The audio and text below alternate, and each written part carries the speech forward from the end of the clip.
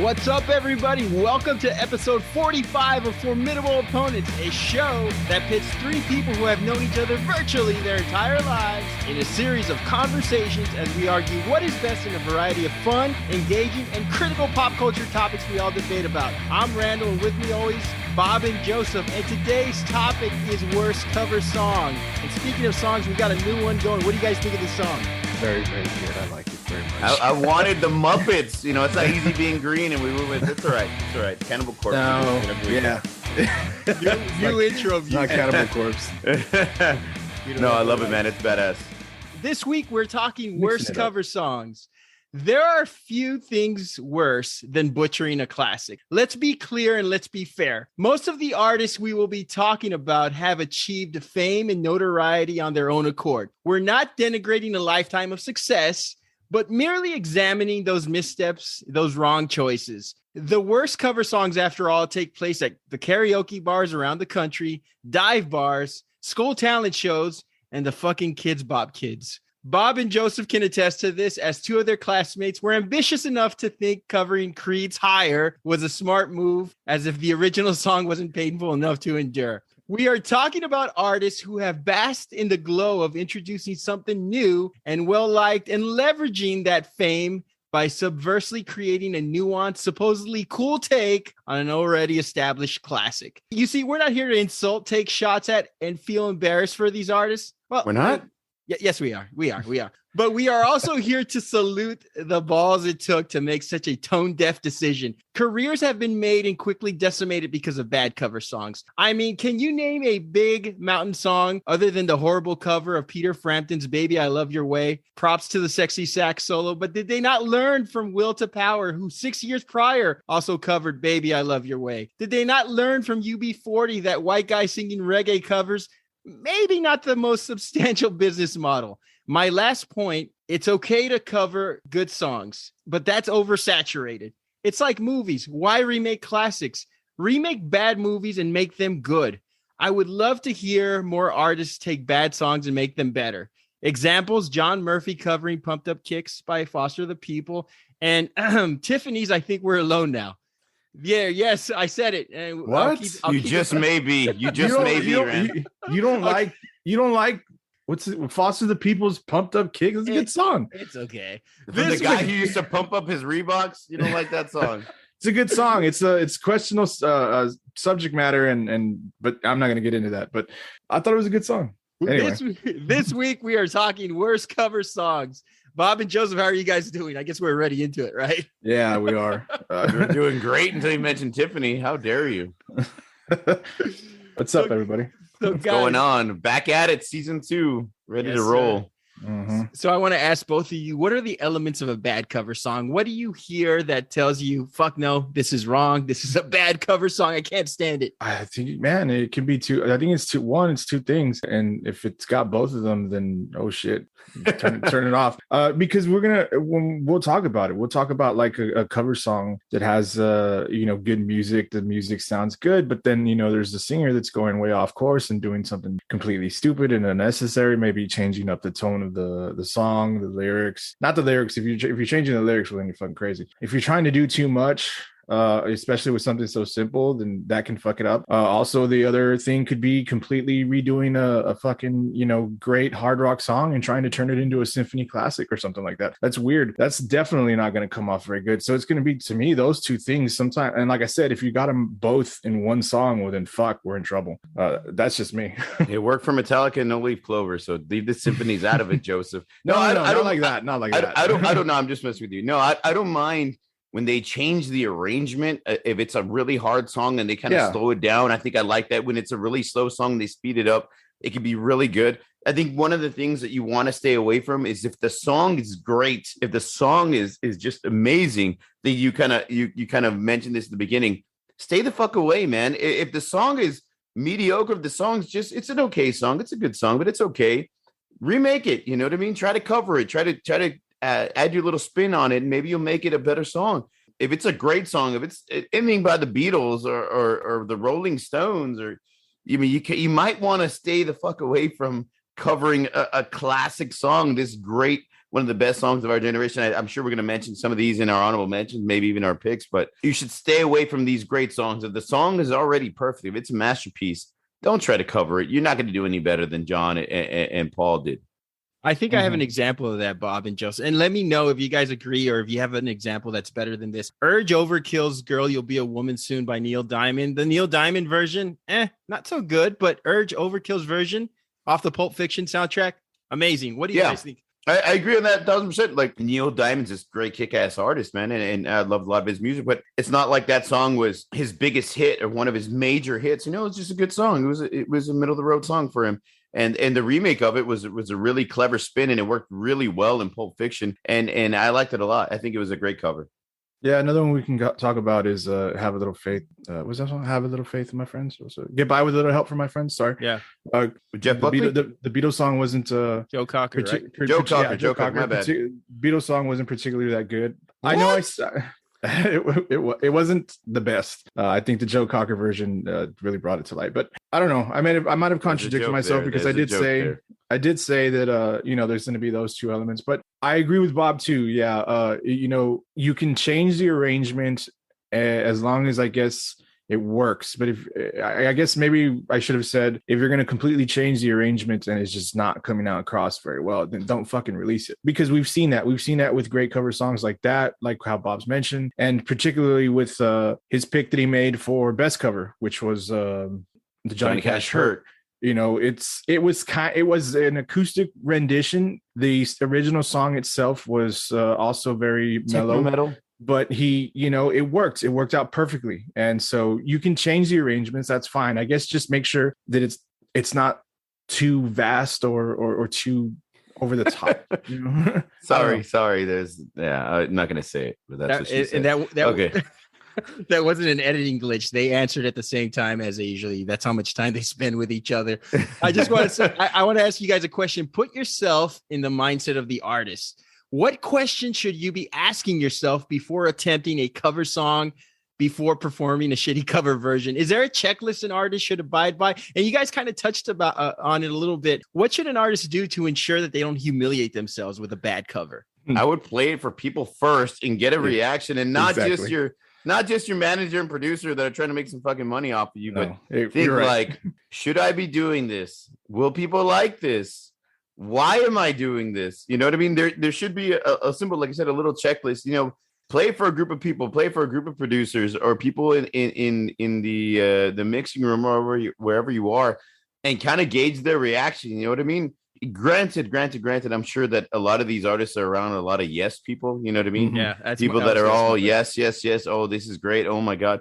Like I think if I was in a position like that, I'd want people around me that would give me honest truths, so that way I could produce a better product rather than just being like, everybody tell me it was great, then I release it and everybody shits all over it. So that's my 2 cents on the subject. Completely 100% agree. I can't really add much to it other than the fact that, like Bob said, if any of us were in a position and you got a great friend that you've had throughout your whole life, doesn't necessarily have to be in the band or anything like that with you or in the group with you, whatever it is, confide in that friend first, especially if you know that friend really likes, that particular song. Like, hey buddy, I wanted to try, this song, this cover, I did it. Tell me what you think. Exactly what Bob said. Don't fucking show it to your manager. Don't show it to any executive. Show it to your friend. Show it to your friends and somebody you can trust. It's going to tell you, hey man, that shit kind of sucks. Because if it were me, my friends would tell me.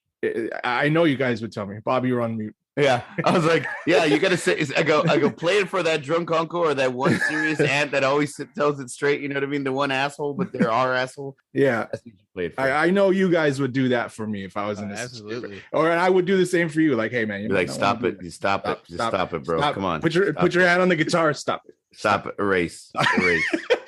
Let's just put this guitar down. Let's go outside and smoke a cigarette, bro. Take a different path. To conclude these opening questions, guys, was there a bad cover that caught you completely off guard during your research? One that you never heard before doing research for this episode? Let me give you my example really quick. I heard All Saints. It's a girl band from the from the early 2000s, late 90s. I believe they had one relevant modest hit, and they did a cover of Red Hot Chili Peppers Under the Bridge, and it was they did like a techno. I mean, this is a song about this guy was doing heroines under the bridge with a bunch of like, drug addicts, and they made it into a techno pop song. And it was horrible. Did you guys find any shocking covers that you had never heard before? There was a few. I'm going to mention one. It's one of my honorable mentions, but going through them, Celine Dion did a cover of Shook Me All Night Long by AC/DC. I got her live performance of that, and I was like, what the fuck is this? So that's one that took me completely by surprise.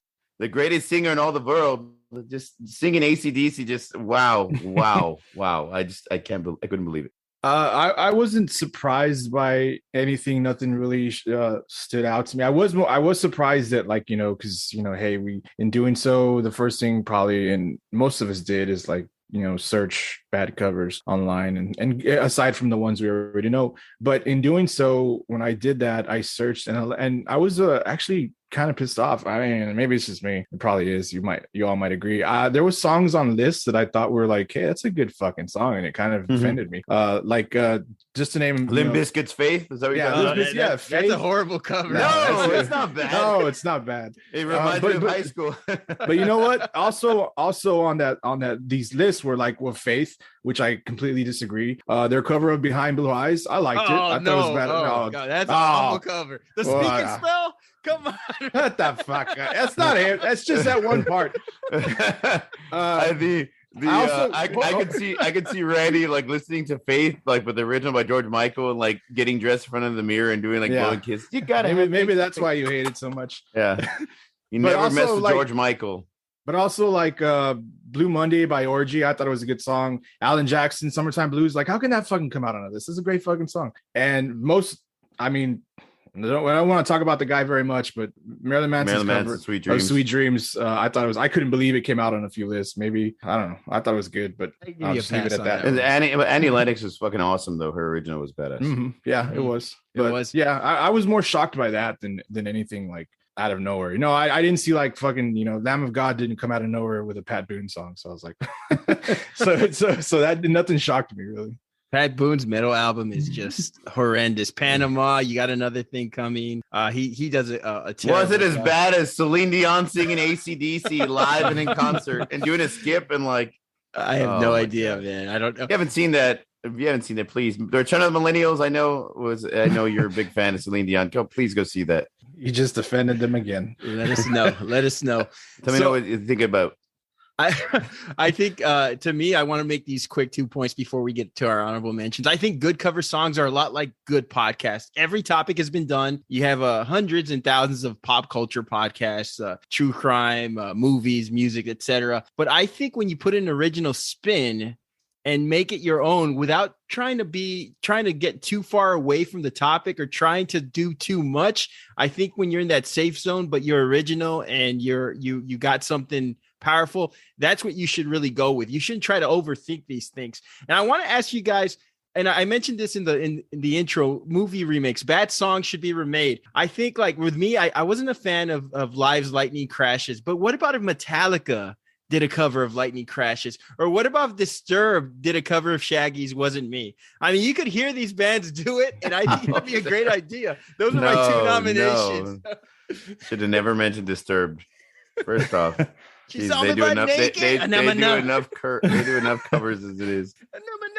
I think they would do a great. That's a running joke with us, like nonstop. Like we'll be out of nowhere. I don't know. I think they could do a good cover of Shaggy's Wasn't Me. So if Disturbed, if you guys are listening, cover Shaggy's Wasn't Me. Let's go to honorable mentions. It wasn't me. It wasn't me. I want you to know that's both Joseph and Randall. I have nothing to do with this. So if you have any complaints, send them to Formidable Opponents at Randall or Joseph. That's enough of that bullshit. Let's go to honorable mentions. Who'd you guys have for your honorable mentions? We'll start off with you, Joseph. Ones that came off real quick were I Love Rock and Roll by Britney Spears. Sorry, Britney. I'm happy you're free, but that one wasn't bad. But sorry, I thought it was crap. It's a cover of a cover.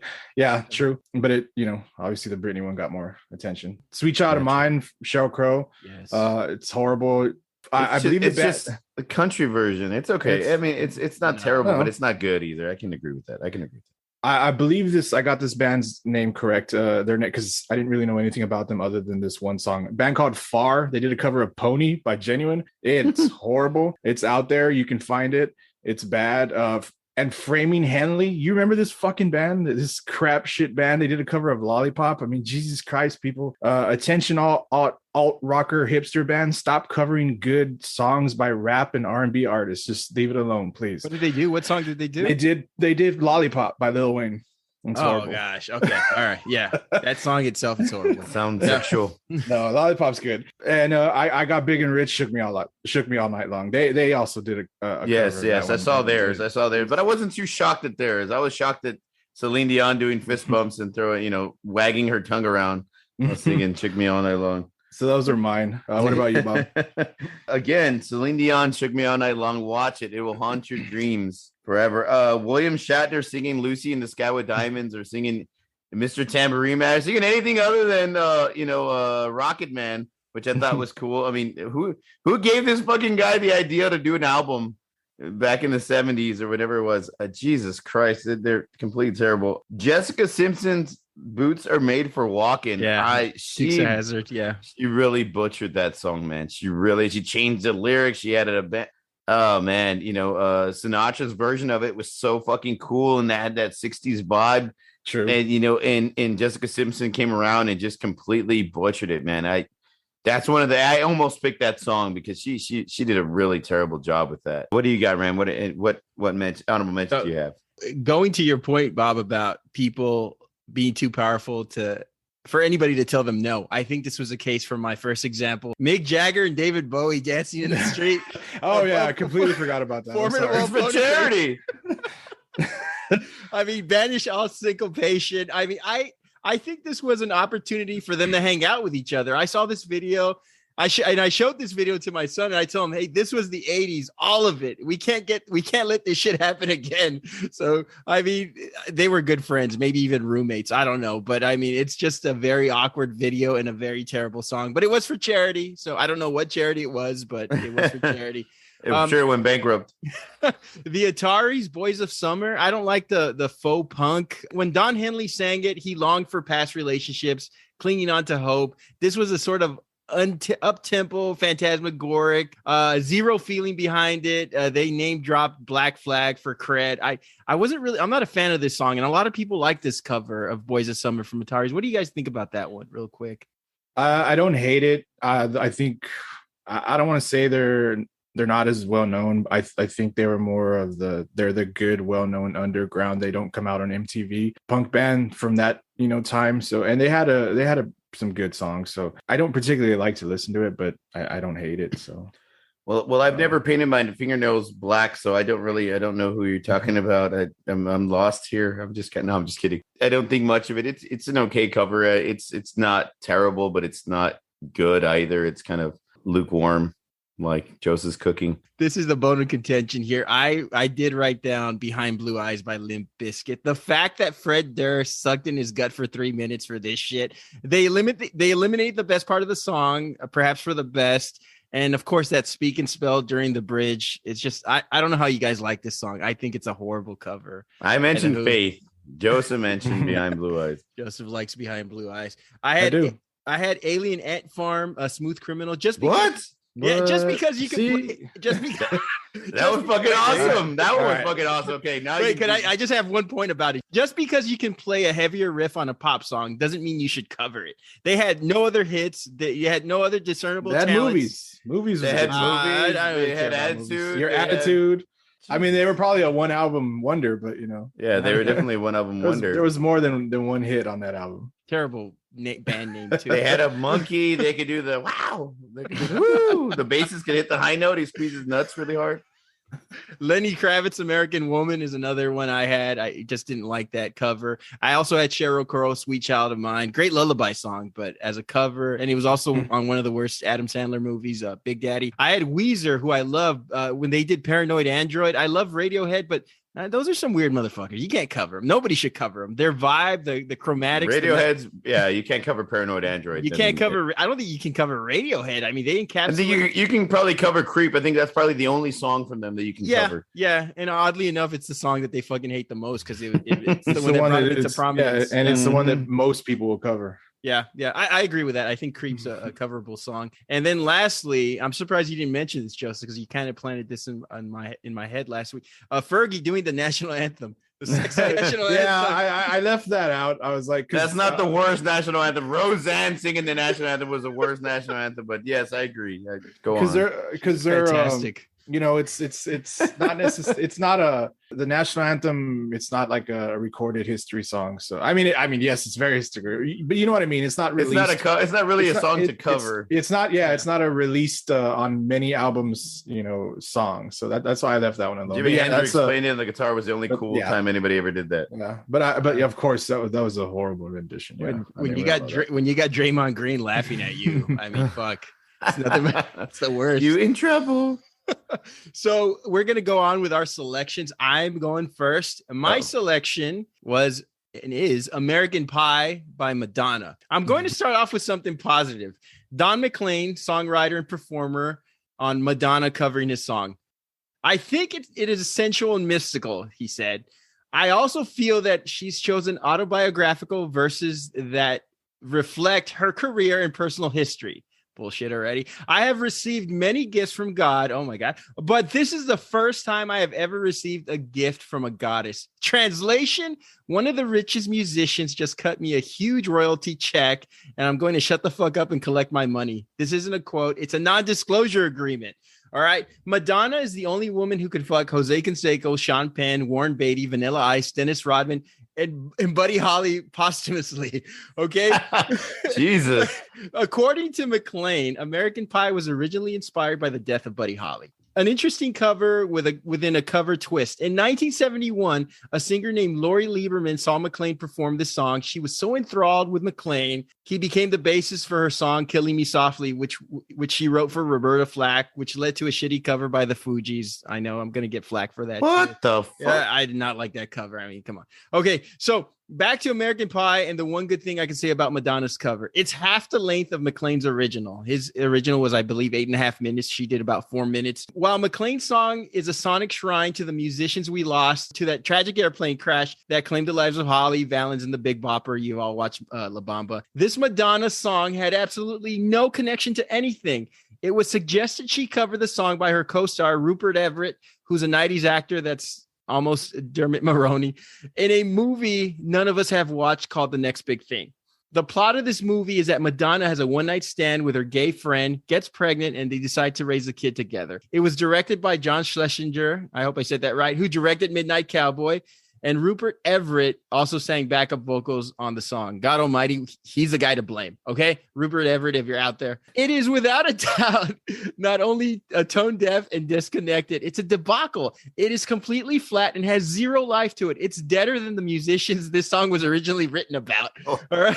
It's charted well in Europe, tanked in the US, one for us. And this is not an indictment on Madonna's career. She's had some great hits. In the 80s and the 90s, she was at the top of her game, and she had tremendous relevancy in the 2000s as a mother who loves rave music, dresses like her daughter, and buys you and your high school friends alcohol as long as you drink it at her house. She was trying too hard as she got older, right? Kind of like me when we do Best Foster the People song in episode 107. Madonna, like most huge megastars, she lacks self-awareness. And I think that's the issue with this song. She hacked the shit out of this song based on pure hubris. Nobody tells her no. And that's what we talked about earlier. She is in complete denial of anything that could go wrong on a project she undertakes. I think it's a complete lack of self-awareness, and I think that's the biggest issue of this song. It was a turn of the millennium, and Madonna was on the wrong side of 40, and she's got some great songs. I love Live to Tell, Into the Groove, Crazy for You, Like a Prayer, Borderline. This song should have been titled The Day the Music Died Again. Complete disaster, and I think it's the worst cover song of all time. What do you guys think? First off, I'll give you this one. It's a good pick, Rand. It is. This is a horrible song. Bad choice for the arrangement, like you mentioned. I don't understand the poppy tone of the song. I mean, Madonna is this great artist, and I know that's a lot of her career is that, and she's a great singer. We all know this. So you have that going for you on this, Randy.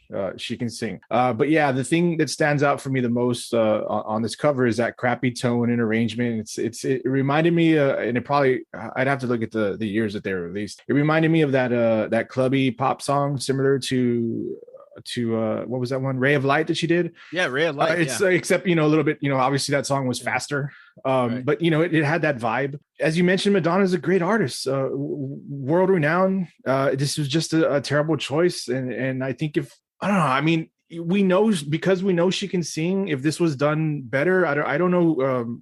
Did you mention who put the arrangement together? I don't remember. I did not know, and who would know who put that together? I mean, I'm sure we could find it, but considering Madonna's, you won't find it because that motherfucker got fired. Considering Madonna's career, I'm pretty sure she's done. We know she's pretty much done whatever she's wanted as far as her career. Taking chances. Yeah, and taking chances. So I don't know how this was brought to her. And I don't understand why she wouldn't have, because I believe she seems like she's a fan of music and respectful to other artists and whatnot, and happy to work with them. I don't know why she didn't say yeah, this is cool, this could be a great song, but I don't want to do it like this. Had it been arranged better, even if she just, somebody played an acoustic guitar and she sang it, I think it would have done 10 times better because of her great voice. But I don't think it's that bad, considering you tore down Behind Blue Eyes, which if you're gonna listen to this one and Behind Blue Eyes, then I would take Behind Blue Eyes over this song. I'll give you that. Yeah, but so like I said, it could have been done better, and I think she could easily do it again, and it would be fine. I don't think it's bad. I don't want to listen to it, but I don't think it's completely terrible just because, hey, she's still singing and her voice is in some way covering up for the bad arrangement. I'm surprised he chose this song with Madonna. After her 2000 album came out, and Randy was walking around with pearl snap shirts and cowboy boots after he saw the video for Don't Tell Me. So I don't know what he has against Madonna. I know for a fact he was a fan at that point in time. No, all jokes aside, I a lot of hair gel those days. A lot of hair gel. Should I roll up the sleeves, button down, button up?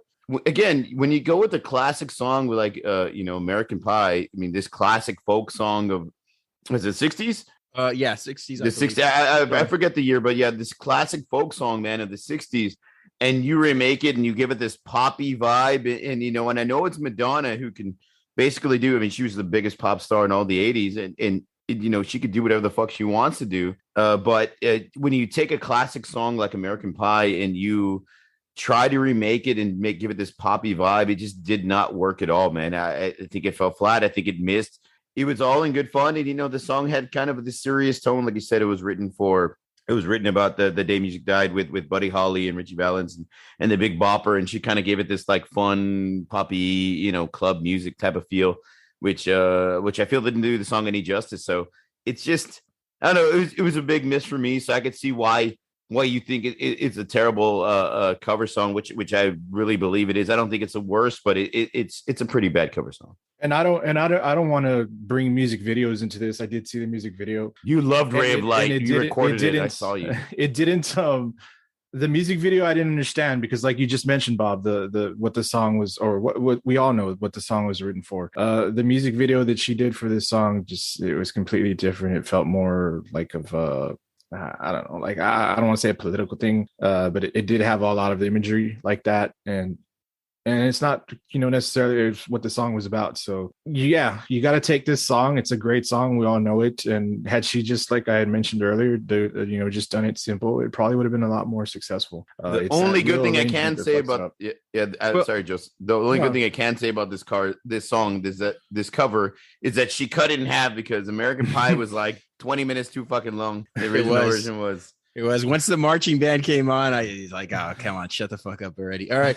But, I will say that she did Ray of Light in 1998. That's when she was working with all these big time rave producers. And she kept it going kind of in this style for American Pie. And then she was doing the Austin Powers soundtrack. And then she still stuck with it in 2005 with Hung Up. And that's another sort of rave, quick Madonna song. She kind of rode this wave of rave music for a long time. And I thought like that wasn't, she was okay with it, but I just don't think it was Madonna style. I prefer the 80s, early 90s Madonna stuff. I think she was in rave La a bit Isla too long. Bonita. Yeah, Like a Prayer, man.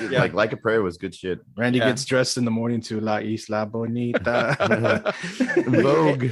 We have to do a best Madonna song. We're gonna have to invite like a female guest host on that one, because we're gonna need that balance, I think, to do a Madonna song. I think three guys talking about Madonna is just not gonna give her the. It wouldn't be the first time that three guys have talked about Madonna, if you know what I mean. We're gonna, and on that note, Bob, you're up next. Who do you guys worst cover song? Well, speaking of Grammy award-winning artists, I decided to go with Macy Gray's "Walk This Way." Now, this was a song that I did not know existed, and just like we mentioned in honorable mentions earlier, this song, when I was going through the list, and I already had my mind made up, I was going to pick Jessica Simpson's terrible cover, but I decided to, let's do the research. Let's look up bad covers, good covers, and watch YouTube videos, stuff like that. And I came across Macy Gray's version of "Walk This Way." It's off the album titled "The Very Best Of," which is completely ironic because this was nowhere near her best. In fact, I was so embarrassed listening to it that I had to look away from the screen, and I even lowered the volume a little bit. It was bad. It was bad. Like when you bite into like a lemon or an orange, a lime, and you get that feeling in your jaw and you kind of clench down. That's what I felt like. Oh shit! What are you doing, Macy? Come on, man. It was just bad, and especially coming from this Grammy award-winning artist, I didn't get it at all. Steven Tyler and Aerosmith nailed the original in 75, and even the cover and remake with Run DMC in 1986 Classic. was this awesome, cover of it, and actually brought back Aerosmith, revived their career. But I have no clue what the fuck this was, man. It was almost like her manager or producer was throwing out classic rock songs that she should cover, and he's just throwing shit against the wall and see what stick. And he says, what about "Walk This Way?" And she's like, "Sure, man, I can do a half-assed, unenthusiastic version of that. Give me a shot. Let's just do a take. Let's just do a take." It's just a really bad. God, come on, Macy. God Almighty, it's just terrible. I've only been able to listen to the song, believe it or not, like 2 or 3 times this week, and I was like, all right, that's it. That's enough. I can't even look at you. I can't even. Oh my God, it's it's embarrassing. That's what it is. It almost feels embarrassing. Like, come on, man. Just stop it. That's how bad it was. I'm embarrassed. It's like cringe-worthy. I hate that we chose this topic. I hate both of you for bringing up this topic. Now I can never look at Macy Gray the same way again. So I hate you all, and I hope you know that. All right. What did you all think about the song? I believe that's right. All right, that was my Macy Gray impression, by the way. Jesus Christ, how close did you squeeze your legs together? Sounds like I had a mouthful of Vicks. Well, so does she, right? Okay, so you're right. This is Madonna. This is you said Vicks. Vicks, okay. Yeah, Vicks. All right. All right, get my composure. That's funny. Okay, so you're right. This is off a greatest hits album. Can you name any other Macy Gray song other than "I Tried"? Because I can't, and I tried. You need to try harder. Do you guys know any off the top of your head, Joseph, Bob? Any other Macy? She Gray sang songs? one for Spider-Man, but I think he was spun his web and like flew away. Not really. I don't know anything. Okay. There was one in the Spider-Man album that was a good one. To be fair, I mean, she's saying I know that song "I Try" was a huge hit, and I know she sounded good in that song, but it wasn't particularly my type of music, so I didn't really follow the career. So I don't know anything after that. I mean, she's been making music for a very long time. Yeah, no, she's been making music for a very long time. She's produced a lot of great songs. I just, it's like I said, it's not our type of music. "I Try" was her huge hit in big MTV. Yeah, it was so huge that it was everywhere. You couldn't not exactly. Yeah, that was. But I didn't follow her. I'm just saying, but I didn't follow her career after that. And now I'm trying to forget that she did "Walk This Way." The thing about Macy Gray is that she's a tremendous actress. She was in Domino, Training Day, Spider-Man. I think she had a part in Spider-Man as well. She's a good actress, and I think she needs to take a cue and sort of go that route, because she's tremendously underrated. I think in Training Day she was really good in Training Day. The opening The opening guitar riff is good for about 5 seconds because I remember you mentioned this song and I heard it too about a day before, so it was so odd because I'd never heard this cover before. Yeah. And when I heard it, I was like, okay, it sounds like the Run DMC version. I think they even have the same sort of skip and scratch on it.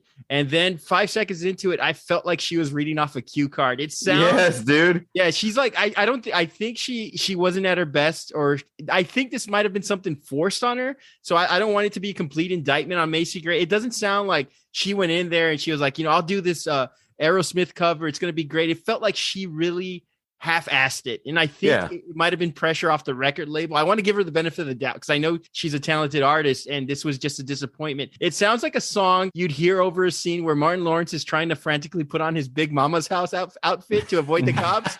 Like, did you hear that song being played where he's like, I gotta turn into Big Mama right now? It doesn't know if it wants to be rock, soul, hip hop, funk. It's a big mashup. I hate when songs do that.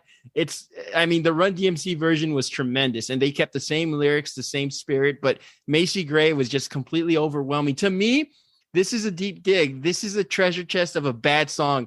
I heard about it a day before your selection, Bob, as I mentioned earlier. I didn't know that this existed, and I guess for good reason. This is an exercise and a lesson that broadening your fan base is not always the best thing, or trying to, right? I think it was uninspired, it was not ambitious, and it was just putrid. And I want to give Macy Gray, the artist, more credit than this terrible cover song because it was really bad. Joseph? She should have acted. She's a good actress. She should have acted a lot better and, a lot more enthusiastic. God damn it. I can agree with some of those points, Ren. If I'm going to pick which song I'm going to listen, why I want to prefer to listen to between this one and your pick, I'm going to listen to this one. You're right. Part of it sounds like it's going to be, similar to, the original Aerosmith or the original, collab with Run DMC, which can be cool. I mean, I clearly, like we've mentioned, she has a great voice. I didn't think her voice bad in this song when she was singing the chorus. But like you mentioned in the beginning, she's unenthusiastic. Yeah, exactly. There you go. So, and the beginning, to be like you mentioned, I think you said the guitar stops and it kind of goes into this weird vibe, but then it comes back with the chorus, the walk this way, and then so that kind of the guitar kicks in again. Sorry, I almost went into Arnold Schwarzenegger there. Go for it. We're just all doing all sorts of fucking. He's doing a cover voices of Arnold today. The show. Yeah. I think it was, like you mentioned, it possibly was forced upon her. I think they had good intentions with the arrangement. It's a hell of a lot better than what whoever brought that shit to Madonna. They tried to keep the rock or the hard, it's not hard rock, but the rock tone of the song. But you're right. They threw in a little bit of some soul, some pop, whatever you want to call it. And in the end, it didn't work. I don't think it's completely horrible. I think there's parts of it that work, and maybe if they had focused on that, like we mentioned, I don't know who was being the yes man or yes woman to her, but I think somebody could have taken this and said, you know what, this sounds good, let's do more of this, forget what you were doing over here. So out of the two, your two picks so far, I think this one's a lot better, most definitely. They both great women with great voices. It's not as bad as probably Randy's, but I'd probably my voice. I think so, but I think when you put it on the best of album and it's this fucking song, and you're like, no. It's like she was watching paint dry and she was fucking singing. I know I'm a big fan of Steven Tyler, but he was really big into drugs for a long period of time. I can imagine him like being so fucked up on drugs that where he can barely speak, and he was trying to sing Walk This Way, but he was so fucked up that he was like whispering it. That's what this sounded like. Like she didn't give a fuck. She's like, walk this, like she wouldn't even wouldn't put any nuts into it. I can hear that, but you know what? It's terrible. It's terrible. It's sleepy for a song that's so upbeat. She didn't even like take a bump and try to get up for it. She just like, whatever the fuck. You know what I mean? And then she put it on her best of album, which considering it's disappointing. Considering she definitely sounds like that, unenthusiastic. Her voice sounds good. So does Madonna. That. No, I know that. I'm just saying, like, it's crazy, like how both of your songs right now so far, had they just been done better, the arrangement, they might have worked. And if Macy had put a little bit more into it, I guess maybe, like you said, I think it was really, she wasn't into enthusiastic. I think some A&R guy screwed this up, and she just said, okay, I got to sing it, and I have to have a best of album. I probably don't have enough songs, so now I got to do some covers. And what can we get? And who's our record label neighbor? She was like, I could sing this song in my sleep, and then she put people to sleep. I see this fucking song. Joseph, you're up next. Who do you got for us? Okay, all right. He's gonna win this, by the way, everybody. Yeah, Joseph's already got this in the bag. So our arguments were purely, sorry, for fun. For the show. All right, so I had to do a little research on when this came out because I wasn't sure, and I guess it really doesn't matter. And yes, I had my reservations about doing it because it's a live performance as opposed to the studio recordings like your two selections. Nevertheless, it was released on YouTube and it made its way out there, so here we are. I selected Puddle of Mud's cover of About a Girl, a Nirvana song, a great Nirvana song, by the way. It was in November of 2019, I believe, that the band performed an acoustic session on Sirius XM's Octane channel. Good channel, but not as good as Turbo. I think we can all agree Turbo's a great XM channel. If you're out there, you got XM radio, check out Turbo. Apparently the session went really unnoticed. Like I said, it was in November of 2019. And it wasn't until April of 2020. We were already dealing with a lot of shit in 2020. And then this happened 5 months later, to be precise, when a cover of the song was posted to social media outlets. And then it spread like a bad rash. It's been criticized. It's been ridiculed, mainly due to Wes Scatland, the lead singer's very strained vocals, very off-key vocals. I mean, I don't have to tell you guys much about this cover. For some reason you haven't seen it, go out there and see it. We've all seen it. We've laughed at it. We've enjoyed the funny parody videos. The Reading Rainbow probably in particular is hilarious. Butterfly in the sky. If you haven't seen it, please, guys, please. You have to watch this on YouTube, please. Go watch it. Reading Rainbow. Please. Yeah, go check. Well, first check this one out if for some reason you haven't, and then go check out the Reading Rainbow. The Reading Rainbow one's actually an improvement from this shit. So just put it out there. Yeah. Oh my god. So this is all clearly the fault of the singer. The band sounded fine. So I tried to, understand the context of this. And if you look up the singer Wes, he's had his issues, he's had his troubles. I'm sure there's some alcohol and drug related stuff in there, but he had reportedly been sober since 2017. How accurate is that? I don't know. So sober before 2017, before this incident. I'm calling it an incident. If we go back to the beginning of their fame, their first album, the first major single, Control. Mm-hmm. I thought it was a really great fucking song. I think it's still a good song. I think he's got a good voice. There have been comparisons between his voice and Kurt Cobain. And while there's a similar tone, that can actually be said about a lot of artists and a lot of singers nowadays. And at the time, look no further than I can't remember his name, but the singer from Seether. But I never really thought of that when I heard Wes's voice. I will say though that the first single off their second album, Away From Me, if you listen to the end of that song, love that song.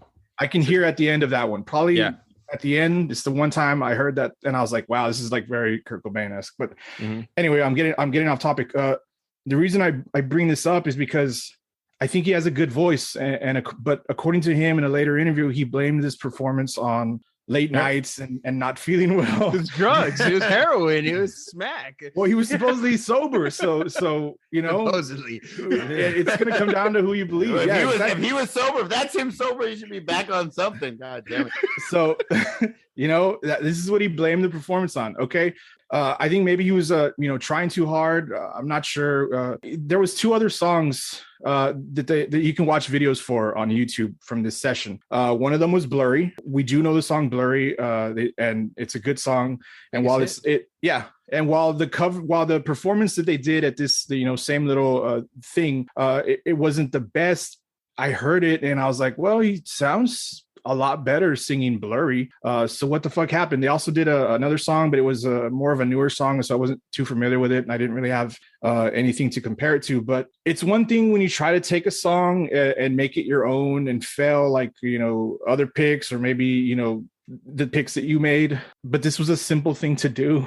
I mean, it's nothing fancy. It's acoustics. The acoustic setting, it should have worked. Like I said, the band played great, and he did what he did. And I wonder, seriously, like, what the band thought during this. Like, I wonder if Wes, you know, thought to himself, should he have said, like, hey, you know, guys, let's stop. Fuck this. My voice is hurting. Supposedly, it sounds terrible. That would have been better. I mean, if he had just admitted it, like, hey, this sounds bad. But no, he powered through it. And we have this piece of, you know, music history to deal with. So that was my pick. Like I don't know about calling it history. Oh, it's history, bro. It's history. It's gonna go down in history. What do you guys think? Bob, go ahead. I want to hear all your responses. And then on the fifth word, I want you to go. A lot of people don't know this, but Wes was actually dropping a kidney stone at the time of this recording, so he really shouldn't be put to blame for this type of thing. First off, how dare you say he sounds like Kurt Cobain? He sounds nothing like Kurt Cobain. I hope that people watch this. He has been compared. He's been compared. Why? Because he's blonde with short hair, and I don't know. He looked dirty, like he hadn't showered in a week. I just don't. He was, you know what? He was the exact opposite of Macy Gray. This is perfect to come afterwards. He was so overly enthusiastic, like he was trying to add some grit and some power to his vocals, but you know, his throat just was. His voice isn't there, man. He needed the Vaseline in his mouth because he just didn't have it. He just doesn't have it. He tried. You really tried. Anybody who watches it can see him turning fucking red and pink because he's trying to hit that note, but he just can't do it, man. And it turned out to be hilarious. And by the way, your point, like, why wouldn't the band say anything? Because they're thinking, ka-ching, we're gonna make money off of this. We're making money. They're also live. If he doesn't finish the show, we don't make money. We gotta finish. I got a mortgage, man. My kid's going to private school, so they had to let him finish the show. But he was just way over the top. He was trying too much to sound like Kurt. He was trying to add a lot of that grunge sound to his voice and his vocal, and he just doesn't have it. He doesn't have that kind of voice. He's not that type of grunge singer. He's a good rock singer. You know, Blurry was a great song. I don't know why he didn't do his own version. Granted, now it is his own fucking version that's going down in infamy or whatever, but it's terrible. It's extremely terrible. It's one of those. If this was American Idol, who's celebrating 20 years, by the way, this was American Idol, they would have been like, bro, okay, that's gonna be a no for me, dog.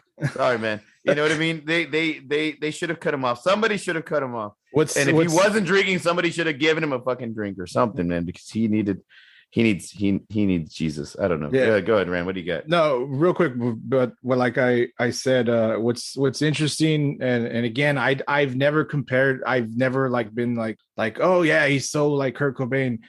It's out there. People do it, and that's what they want to say. That's cool. Like I mentioned, I've never really thought. I thought he sounded, good on his own. I did say that they recorded 2 other songs.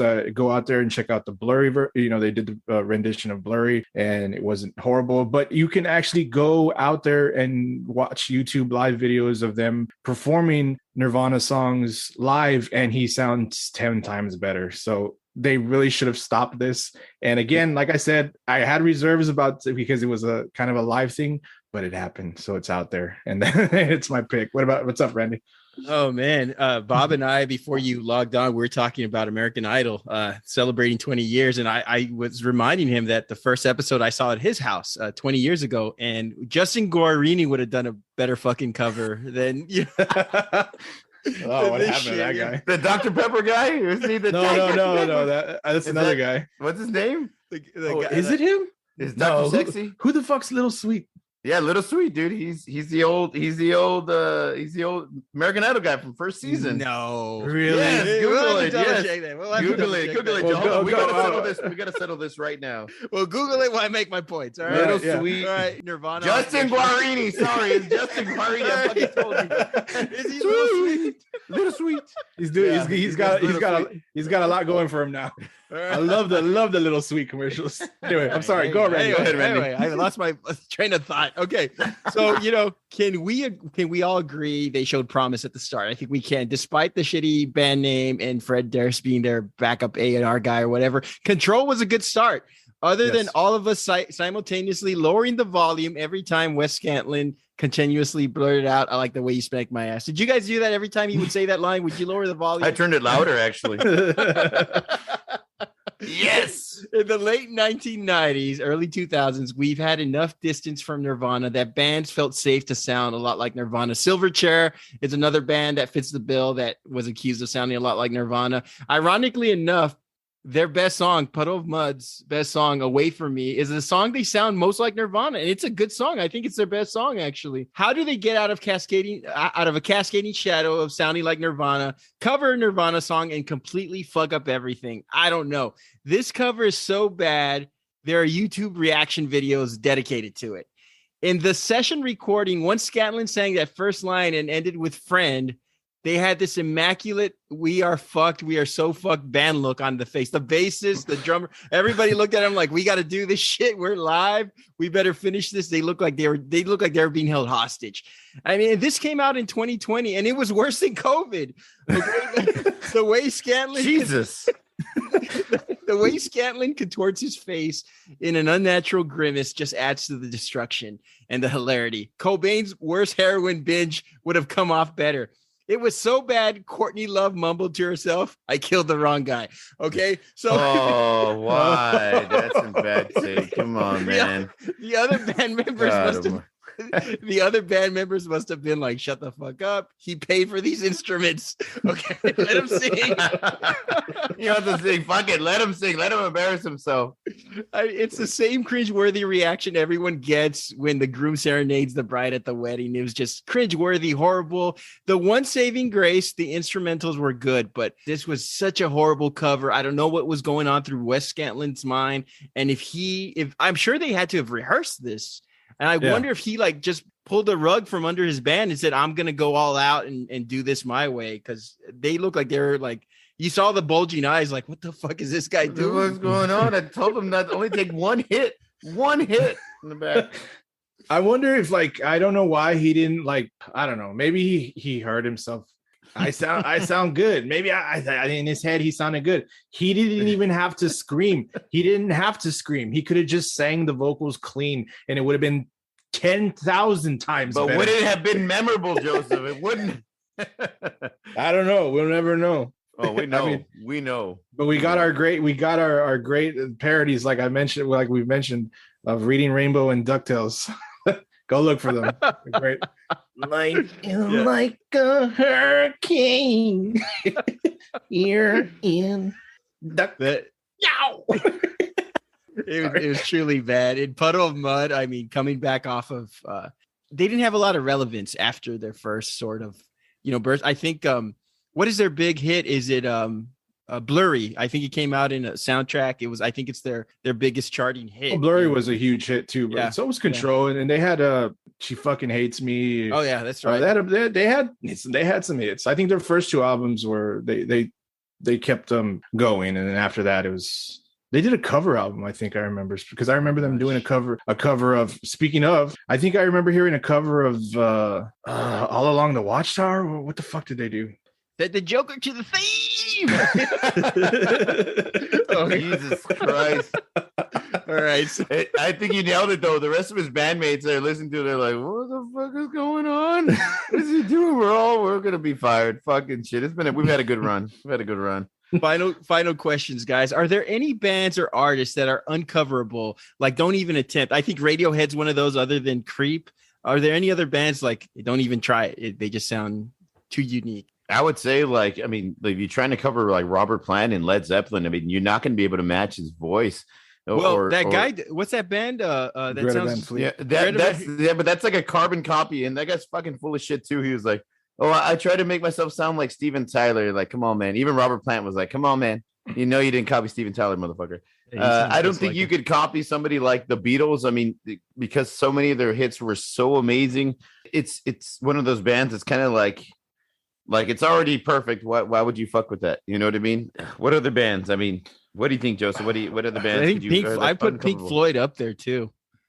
I don't think you could cover. Well, there've been. Are we talking about bands or like or artists? Like, because to me, it's going to be like, don't touch people that have like the voice that we just like of an angel. know of. Like no. But like, I mean, who's got like sonic voices? We've mentioned this before. Everybody talks about Whitney. Everybody talks about Mariah Carey, Celine Dion. Why don't we talk about artists that we actually like? I like those artists, but of course you do. Of course you do. You also read Teen Vogue. Stop it. Just stop it. I was gonna say, we lost a few great artists, man. That were great frontmen, great lead singers. I think those kind of guys with those voices, you got to stay away from the. I mean, Soundgarden. I mean, how can you? I think you can't try to do cover songs like from artists like I mentioned. You can do cover songs from great bands, just don't try to turn them into your own. Don't do it, maybe do it slow, maybe do it a little mellow. Don't, if it's a hard rock song that you think you can try to like slow it down in tempo a bit, maybe make it a little acoustic version, go for it, but don't do too much to it. Like I think that's more for me when I think of like, don't make an attempt to cover, don't attempt to redo a great song from a great band. Go ahead, Bob. No, I was just gonna say, I think it's just go back from the beginning. If it's a great song, I don't know necessarily like great bands, I did mention the Beatles, but great songs, like really great songs, I just don't think they should be fucked with. They should be touched. That's true.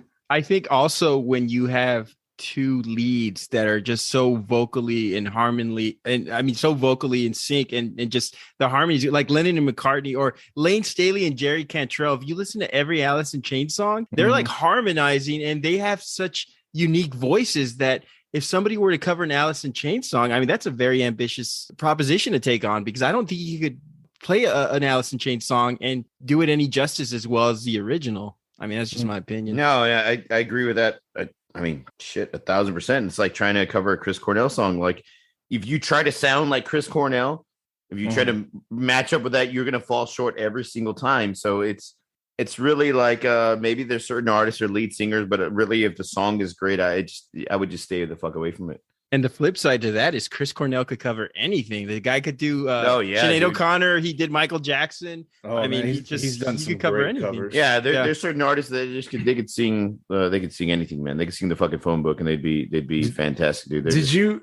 And speaking of, I'm sorry, just on this, and I know we've talked about like the arrangement. And did you hear Cornell's cover of Metallica's One in the style of U2's One? He covered that fucking song, playing it like U2, playing U2's One, but sang the lyrics to Metallica's One. And I thought it was fucking awesome. Did he have a mullet like the lead singer for U2? No. Bono. This is important. This is important. Talk about like, taking something to one thing and making it, I don't know. I don't understand how it works, but to me it did. I liked it. I'm not saying everybody's going to like it, but go out there and check it out. I thought it was pretty cool. That was interesting. I joked about this earlier. Any songs you think should have a resurgence and that would lend themselves to a good cover? Is there any song out there like, I wish this artist could cover that song, or I think a lot of 80s songs are really, because especially since we're in that like nostalgic time right now, I think covering a lot of 80s songs would be really good, man, especially since they're all kind of pop and rock. Like they can definitely make those work nowadays. Like Weezer. That's my personal opinion. Yeah, like Weezer. Weezer did a whole fucking cover album of all 80 songs. Oh yeah, that was really good actually. Yeah, I dug that. Well, some of them were really good. Yeah, some of them. Africa was really good. Yeah, the Billie Jean one was good too. I thought so. They had some good ones. I heard. We talked about Foster the People earlier. Pumped Up Kicks. I told you guys that there's an artist by the name of John Murphy who does a cover in the Peacemaker show on HBO. And this wasn't a cover, but we were talking about Euphoria earlier, Bob, you and I, in two episodes, I believe featured Right Down the Line by Jerry Rafferty, and Local Natives. They do a great cover of Right Down the Line, and that's such a fantastic song. And they don't stray from it. They keep it pretty honest to Jerry Rafferty's tone. So when an artist does that and pays homage, and they don't fuck around too much with it, like Madonna did, and Puddle of Mud, and Macy Gray did, I think that honesty really helps. So I can agree with that 1,000%. Yeah, for sure, man. Last thoughts on bad cover songs, guys.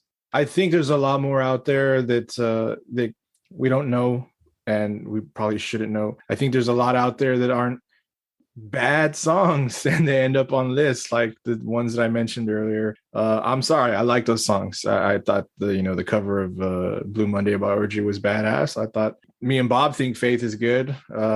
Summertime Don't Blues let me into this. Summertime Blues is a good kidding. song by Alan Jackson. I like listening to that song. So I think there's this and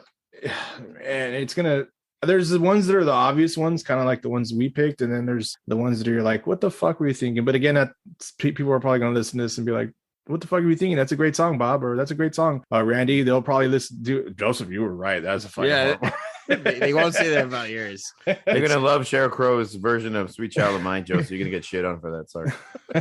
No, I think that there's a lot more. The good thing about it is I think there's a lot more great cover songs than there are bad cover songs, and I like that art. I think I like that artists can take risks with songs and try new arrangements and see if they work. A lot of times they do, man. A lot of times they're cool. They have a cool little vibe to it. And, if you can really get into it, that's awesome. If you can't, just because you can't get into it doesn't mean that it's a bad song. A terrible song should be a terrible song, but just because it has a vibe that doesn't really suit you, like it's more of a country vibe and you're like, I'm not really a country guy, so I don't really like it. But I think there's a lot of great covers out there. And I can only imagine that we're going to see a lot more. Post Malone covered some Nirvana songs. He does really that well. Whole concert. Yeah, that whole concert during the pandemic was fucking epic. Yeah, it was awesome. Cool. He was awesome. He was amazing. So check that out if you haven't. Post Malone does some amazing Nirvana covers.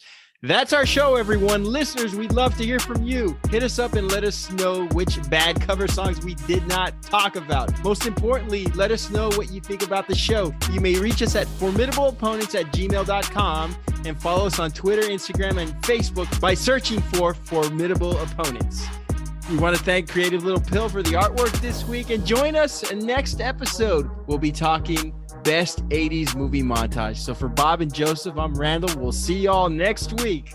Butterfly in the sky. I'm sorry. You want to redo on that? No, that was perfect. Not at all. Not at all. Bye, everybody.